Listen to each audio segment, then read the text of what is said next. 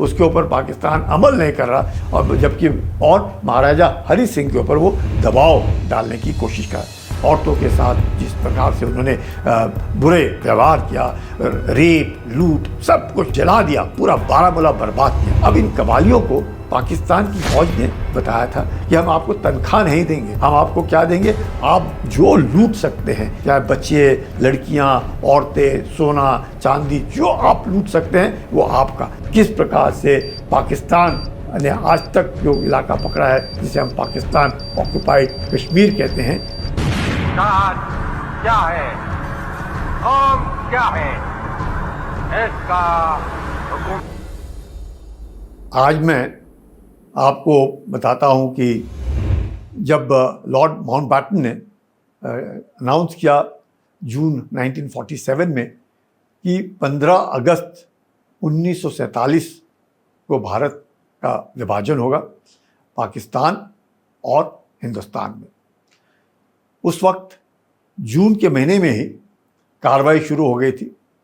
मोहम्मद अली जिन्ना 10 औरंगज़ेब लेन में रहते थे, और तब जब उन्हें लगा कि अब पाकिस्तान बनने वाला है और 15 अगस्त को अनाउंस हो चुका है, तो कार्रवाई इस तरीके से कि उन्होंने महाराजा हरि सिंह, जम्मू कश्मीर के जो महाराजा थे, उन्हें काफ़ी हद तक कोशिश की बताने की कि वो जो है अपना जो उनका जो प्रांत है वो पाकिस्तान में उसका विलय होना चाहिए।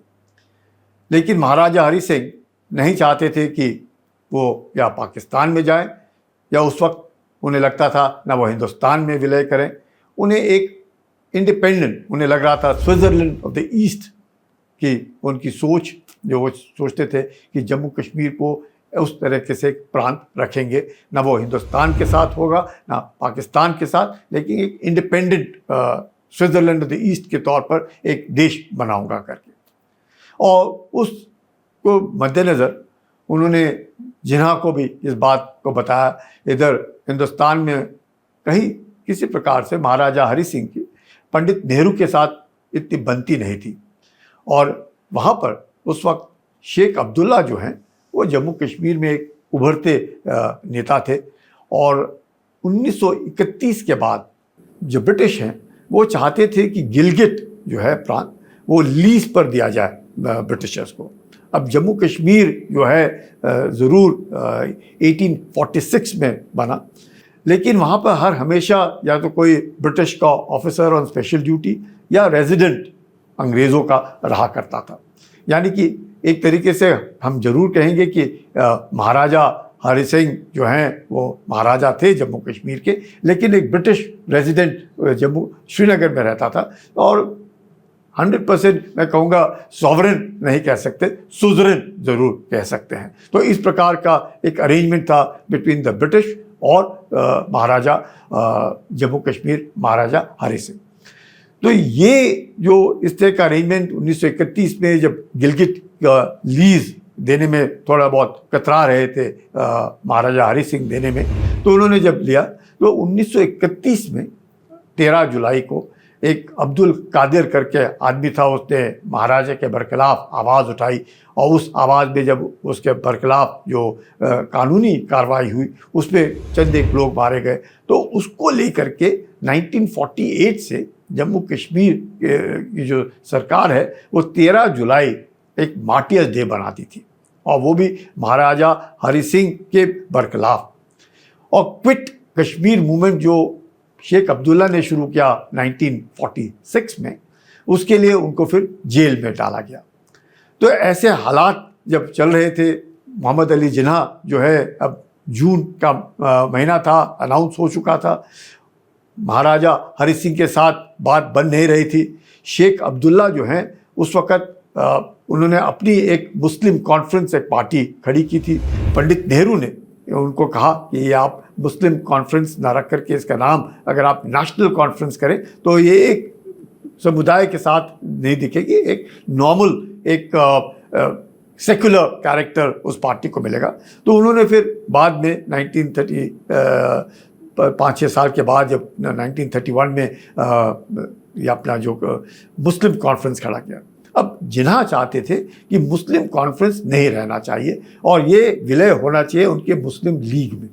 अब इस तरह के जब बातचीत चल रही थी तो कहीं ना कहीं उन्हें शक हो रहा था कि शायद महाराजा हरि सिंह जो है वो कहीं ना कहीं कतरा रहे हैं, या अब शायद उनको कहीं ना कहीं शक हो रहा था कि ये जो जम्मू कश्मीर है ये पाकिस्तान को नहीं आएगा।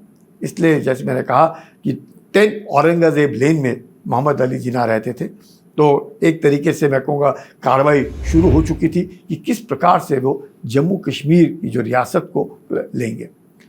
इस सोच में एक जनरल जो अकबर खान था, जो सैंडर्स में पढ़े हुए जनरल साहब, वो उन्होंने मिल करके मोहम्मद अली जिन्ना के साथ एक प्लान बनाया ऑपरेशन गुलमर्ग, कि किस प्रकार से वो जम्मू कश्मीर को अगर महाराजा हरि सिंह विलय नहीं करते हैं पाकिस्तान के साथ तो किस प्रकार। अब जम्मू कश्मीर में आने के रास्ते जो थे उस वक़्त सारे के सारे पाकिस्तान से थे, और पाकिस्तान से यानी कि मुजफ्फराबाद, डोमेल, अपना बारामूला, श्रीनगर, और उसके लिए आने के लिए या तो वहाँ से रास्ता था जो वहाँ से जाते थे अपना मुजफ्फराबाद, या फिर जाते थे हम लोग रावलपिंडी से डोमेल से होते हुए श्रीनगर, या फिर तीसरा था सुचेतगढ़ से होते हुए जो श्रीनगर को जाते थे। ये तीनों जो रास्ते हैं ये आते थे पाकिस्तान के, रावलपिंडी या फिर सुचेतगढ़, ये तीनों रास्ते सीधे श्रीनगर की ओर आते थे। और जो चौथा रास्ता था वो थोड़ा सा ख़राब और बनिहाल के ऊपर से होता हुआ जाता था, जो जम्मू से जाता था।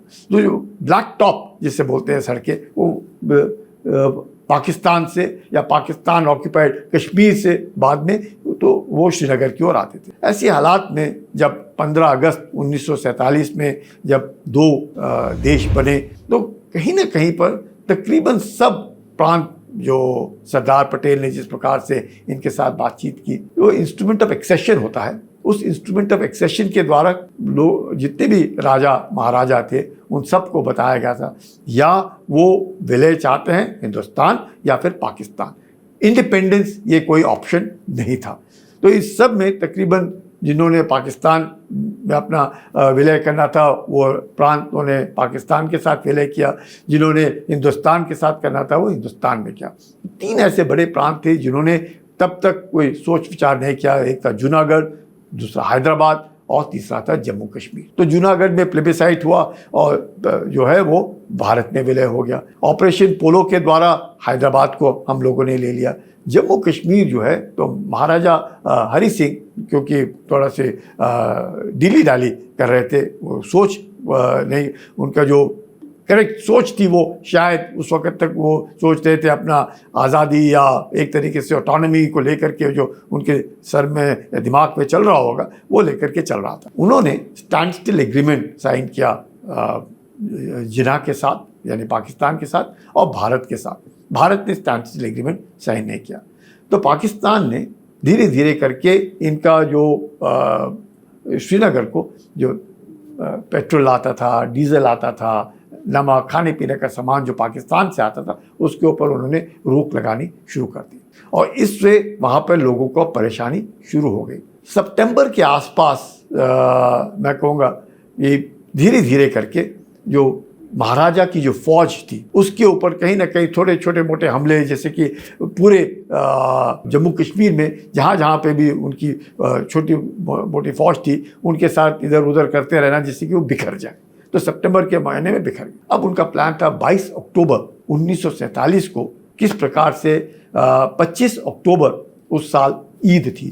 तो उनके जो जनरल अकबर खान थे उन्होंने कहा कि जिन्ना साहब को कि आप जो ईद है वो मनाएंगे कहाँ, श्रीनगर में आप 22 अक्टूबर और उरी तक, यानी कि आप समझ सकते हैं कि मुजफ्फराबाद तक वो पहुँच चुके थे। और ये जो लोग थे ये थे कबाली और इनके साथ मिली फौज कौन, पाकिस्तान की जो फौज है वो भी कुछ एक्स सर्विसमैन जो लोग छुट्टी पर हैं उनको, ये सब मिलाकर के अफरीदी वहाँ के जो मैं कहूँगा नॉर्थ ईस्ट फ्रंटियर प्रोविंस की जो अलग अलग ट्राइब्स के लोग हैं उनको सबको इकट्ठा गया और उनको कहा गया कि हम लोग श्रीनगर चलेंगे और 25 तारीख को ईद हमने मनानी है श्रीनगर। 24 तारीख को दशहरा था। महाराजा हरि सिंह अपने पूरे प्रांत में घूम रहे थे देखने के लिए कि क्या हाल है, तो उन्होंने पहचान लिया कि हालत बहुत खस्ता है, हालत बहुत ही ख़राब है। 22 अक्टूबर को वहाँ से हरकत शुरू हो चुकी है।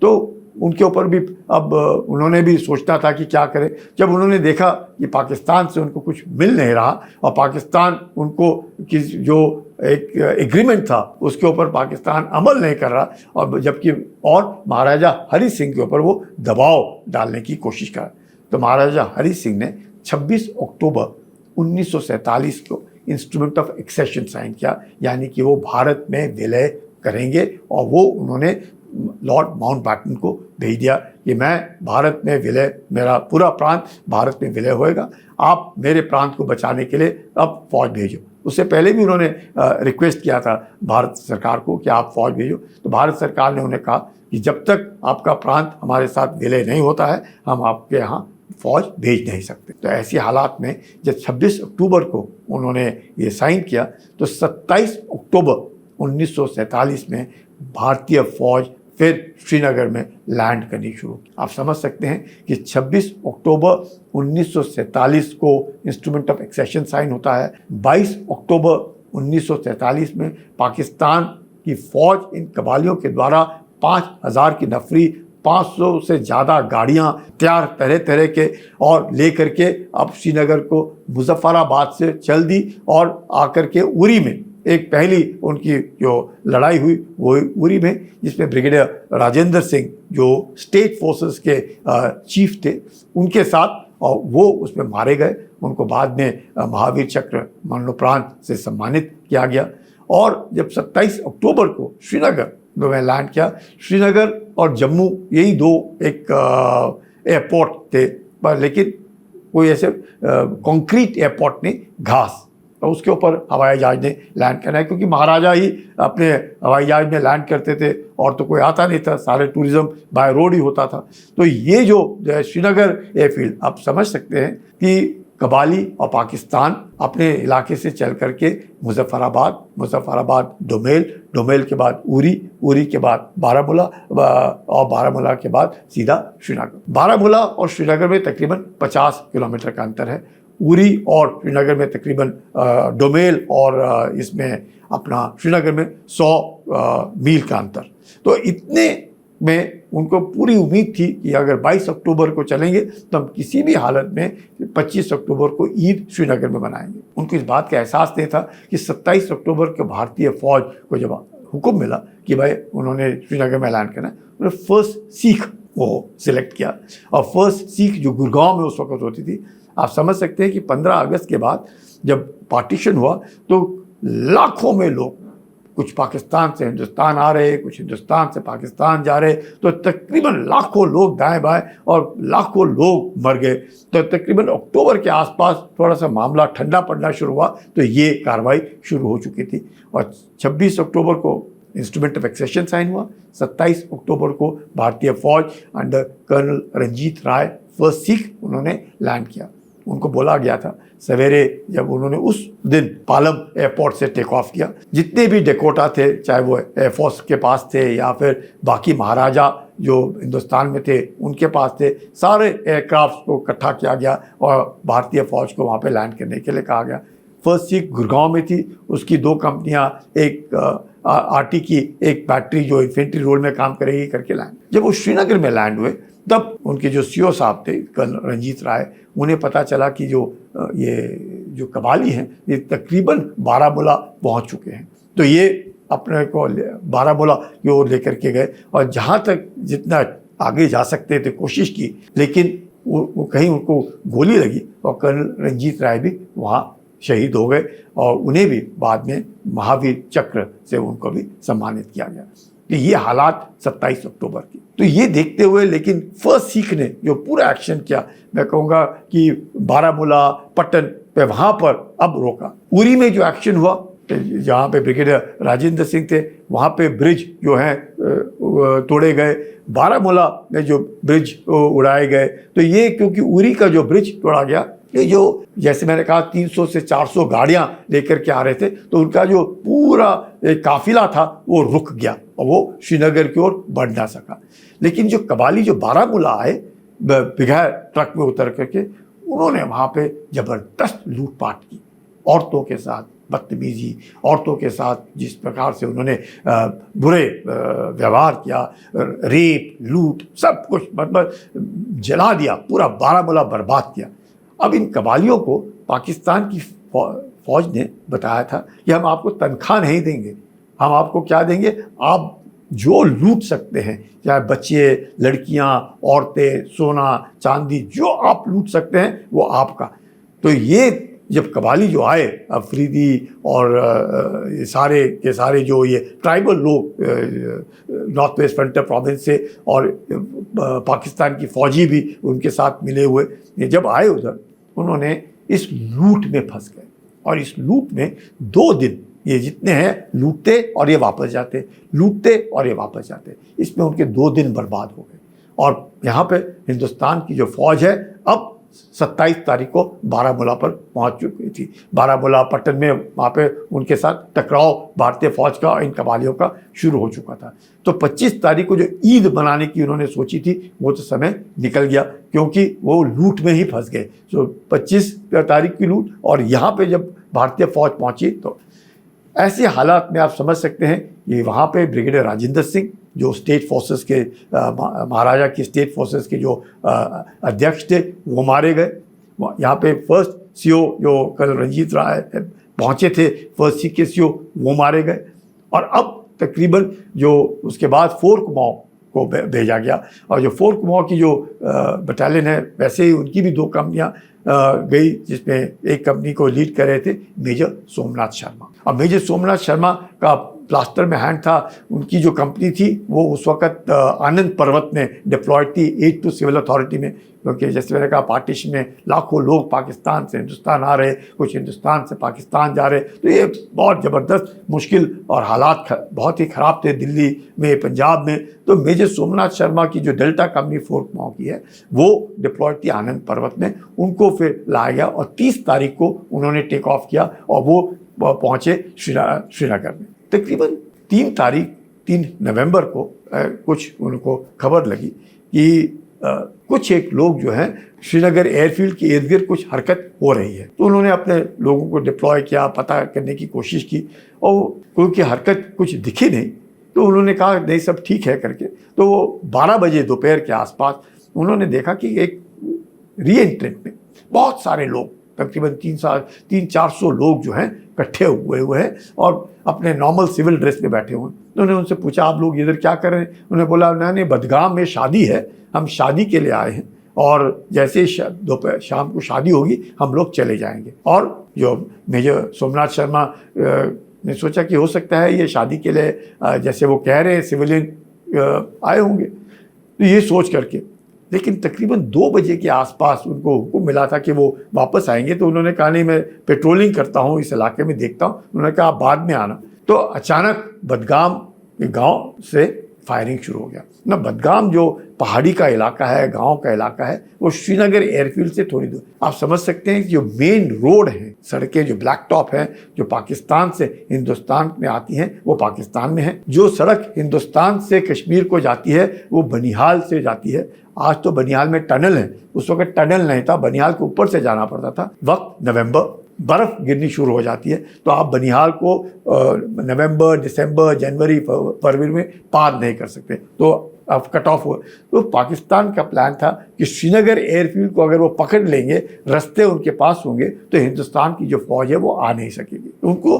तो ये करते हुए उन्होंने सोचा कि बदगाम से ये जो 300-400 लोग इकट्ठे हुए थे यहाँ पर, वो कबाली थे, वो शादी के लिए नहीं आए थे। उन्होंने जो काफ्तान पहनते हैं उसके नीचे उन्होंने अपने हथियार छुपा के रखे थे। तो उन्होंने ये 4 कुमाऊं की जो डेल्टा कंपनी है उसके ऊपर हमला किया, और जैसे ही हमला हुआ, मॉर्टर का फायरिंग हुआ, तो मेजर सोमनाथ शर्मा जो प्लास्टर हैंड में अपनी कंपनी को लेकर के चले थे, एक जगह से दूसरी जगह अपने प्लेटून को उनका हौसला अफजाई करते हुए, उनको कहते हुए कि उनको कबालियों को मारना है, और करते हुए एक जगह से दूसरी जगह अपने कमांडर जो 161 ब्रिगेड के कमांडर थे, ब्रिगेडियर LP सेन, उनको उन्होंने आखिरी जो मैसेज भेजा था, उन्होंने कहा कि जो दुश्मन है मेरे से 50 गज की दूरी पर है, लेकिन आप फिक्र ना करें, मैं उनको मार कर ही आऊँगा, मैं वैसे नहीं आऊँगा। अब हम बिल्कुल भी विड्रॉ नहीं करेंगे वहाँ से, हम उनको मारेंगे। तो ये सोच, और उतने में बम फटा, और जब बम फटा तो मेजर सोमनाथ शर्मा की आवाज़ बंद हो गई। वो एक जगह से दूसरी जगह हौसला अफजाई करते हुए, क्योंकि एक हाथ प्लस्तर में था, LNG के मैगजीन्स भर रहे, जवानों की कहीं कहीं जो मदद कर सकते थे वो कर रहे, लेकिन मेजर सोमनाथ शर्मा मारे गए। और जब मेजर सोमनाथ शर्मा मारे गए, लेकिन तकरीबन 50 के आसपास फोर्ट मोर की जो कंपनी थी, लोग कोई घायल हुए और कोई मारा गया उसमें। लेकिन जो ये 400-500 लोग जो कबाली थे वो वहाँ से दुम दबा करके भाग गए, जिससे बदगाम की जो पहला बैटल ऑफ बदगाम बोलते हैं, उसे श्रीनगर का जो एयरफील्ड है उसके ऊपर हमारा कब्जा हो गया। कम से कम अब जो घाटी है वो कट ऑफ नहीं हुई, अगर क्योंकि यहाँ पे बनिहाल, क्योंकि बर्फ़ वहाँ कोई जा नहीं सकता, और पाकिस्तान के जो रास्ते हैं वो पाकिस्तान के हाथ में, हमारा एक ही कनेक्शन था अब श्रीनगर की घाटी के साथ, वो था एयर, और उसको पकड़ना, श्रीनगर एयरफील्ड को संभाल करके रखना, उसके ऊपर कब्ज़ा करना, वो बहुत ज़रूरी था। वो लेकर के हम लोग अब पाकिस्तान को इस बात का एहसास ना हुआ कि हिंदुस्तान इतने जल्दी मोबिलाइज करेगी, इस तरीके से फ़ौज को ला सकेगी और उनको पीछे धकेलेगी। आश्चर्य की बात, 3 तारीख को लड़ाई हुई बैटल ऑफ बदगाम में, और जिसमें मेजर सोमनाथ शर्मा मारे गए। बाद में उनको भारत का प्रथम परमवीर चक्र से उनको सम्मानित किया गया। मेजर सोमनाथ शर्मा के 2 भाई जो उनसे छोटे थे, बाद में एक उनके chief of the army staff बने और दूसरे लेफ्टिनेंट जनरल ENC बने। मेजर सोमनाथ शर्मा के पिताजी भी फौज में जनरल थे, डॉक्टर थे। तो ये परिवार जो है फौज के साथ उनका बहुत प्यार, और जिस प्रकार से उन्होंने, लेकिन आप ये समझ सकते हैं कि 3 तारीख को लड़ाई हुई, 4 तारीख को किसी को नहीं मालूम दिल्ली में ये क्या हो रहा है। सरदार पटेल जो है श्रीनगर एयरफील्ड में लैंड करते और पूछते हैं क्या हुआ, तो उन्होंने उनको बताया कि ऐसे हुआ। और उसके बाद फिर बलदेव जो सिंह जो भारत के उस वक्त रक्षा मंत्री थे, वो और सरदार पटेल दोनों 4 नवंबर को श्रीनगर में लैंड हुए। तो उन्होंने कहा आप चिंता ना करें, हम आपको और फौज भेजेंगे, आप यकीन करेंगे कि ये जो इलाका है इसको किसी तरीके से पाकिस्तान के हाथ में नहीं पड़ना चाहिए। तो ये लड़ाई शुरू होती है श्रीनगर से, और फिर धीरे धीरे करके भारत की फ़ौज जो आए थे कबाली, उनको ढकेलती है, उरी से पीछे फेंकती है, फिर पटन से पीछे फेंकती है, बारामूला से पीछे फेंकती है, डोमेल जा कर के ये लड़ाई रुकती है, और फिर उसके बाद किशन गंगा के पार जा कर के तंगधार से होते हुए जो मुजफ्फराबाद का जो इलाका है उसके ऊपर कब्जा करते। तो धीरे धीरे करके ये जो पूरी लड़ाई है, ये मैं कहूँगा फिर जो सीज़ फायर होता है वो होता है दिसंबर 1948, तब तक लड़ाई चलती है, जिसमें फिर हम किसी और वक्त में आपको बताऊंगा किस प्रकार से हम लोगों ने लेह और लद्दाख को लिया, किस प्रकार से हमने रजौरी और पुंछ को पकड़ा, और किस प्रकार से ये पूरा जम्मू कश्मीर का जो इलाका है, किस प्रकार से पाकिस्तान ने आज तक जो इलाका पकड़ा है, जिसे हम पाकिस्तान ऑक्युपाइड कश्मीर कहते हैं। तो ये जो पूरी लड़ाई है, आप समझ सकते हैं कि किस प्रकार से पाकिस्तान कश्मीर को लेने में नाकामयाब, और किस प्रकार से तब से 1947 से लेकर के आज तक जो आतंक का सहारा लेकर के पाकिस्तान जो है कश्मीर में दखलंदाजी देता है, और धीरे धीरे करके पूरे भारत के अंदर अपना जाल फैलाने की कोशिश कर रहा है। क्यों? क्योंकि उसकी जो मंशा थी कि जम्मू कश्मीर जो है वो उसका अंग होना चाहिए, जबकि महाराजा हरि सिंह ने 26 अक्टूबर 1947 को इंस्ट्रूमेंट ऑफ एक्सेशन साइन किया, जिससे जम्मू कश्मीर का जो विलय है वो भारत के साथ हुआ।